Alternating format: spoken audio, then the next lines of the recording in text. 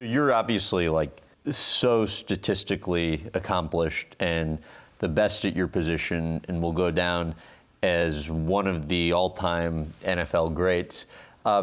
Explain the difference, though, in notoriety you would receive if you were statistically as accomplished as a quarterback.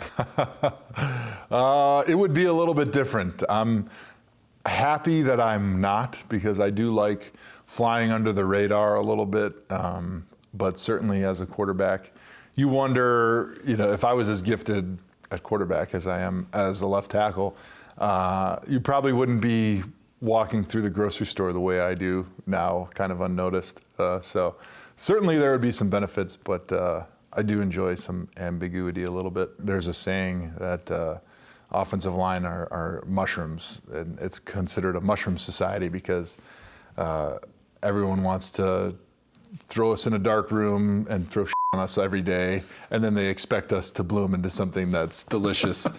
And that's kind of how they treat the linemen. They, shove you in the corner of the practice field. You get your little 5-yard by 5-yard square, and they throw a couple toys at you, and you just push the sleds around all day. Meanwhile, the skill guys are out in the field taking up half of the field, running their routes and getting all the cameras in their faces. They're making the over-the-shoulder catches. And when things go great, the quarterback's the first guy that gets the pat on the back, and the receiver gets the hug, and the defensive end that made the game-winning sack gets lifted up and carried off the field.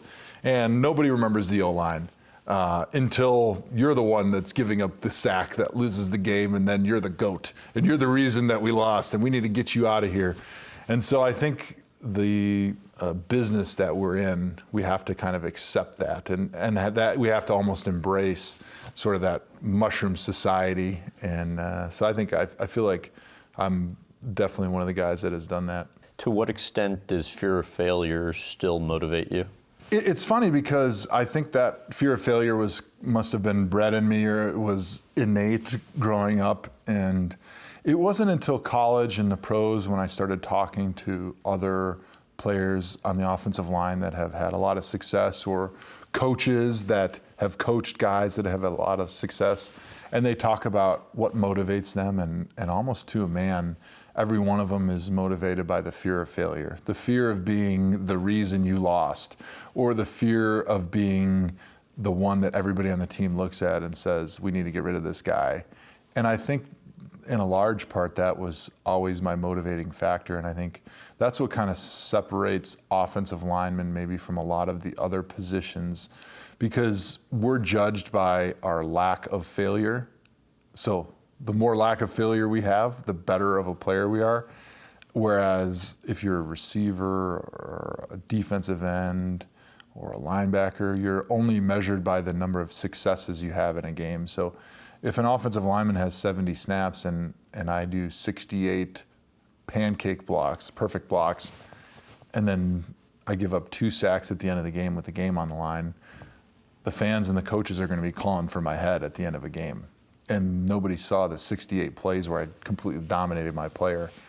But as a defensive end, I could be getting my butt whipped for 68 plays, but I make the 1 sack at the end of the game that seals the victory, and I'm the player of the game. And so I think sort of a mindset that you have to have as an offensive lineman is, I am so afraid of at any moment getting beat that it motivates me to be perfect on every play.